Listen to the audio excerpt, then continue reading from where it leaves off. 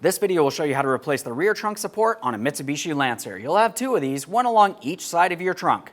Let's get into it. Okay friend, let's get started on our job. To replace the trunk support, you're going to find along either side it has a small metal clip. Now for this, you can use a small pocket screwdriver to gently make your way into a groove and pull out on the clip. Now we're going to gently pull this away from the body of the vehicle. Once you have it separated, we can switch over to the next mounting point. Same process here. Make your way under the locking clip and pull it away from the trunk. There it is, friend. Now, prior to installation of any brand new part, of course we're going to clean and inspect the mounting areas. We have this one here and then the same thing down along the bottom. As far as these are concerned, just go ahead and give them a quick wipe with a clean rag. We're confirming they're not damaged in any way.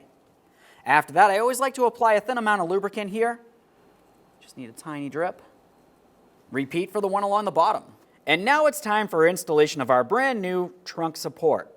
We want to make sure we have it in the proper orientation. Once you've done so, go ahead and start it in along the top.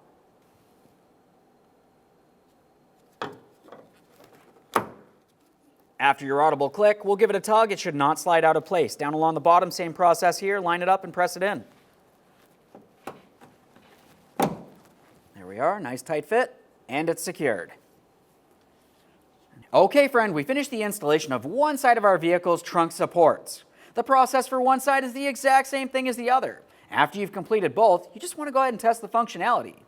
Thanks for watching. When only the best will do, demand TRQ. The only company that lets you view before you do. TRQ is committed to offering the highest quality aftermarket auto parts that are engineered for peace of mind. Thanks for using and viewing with TRQ.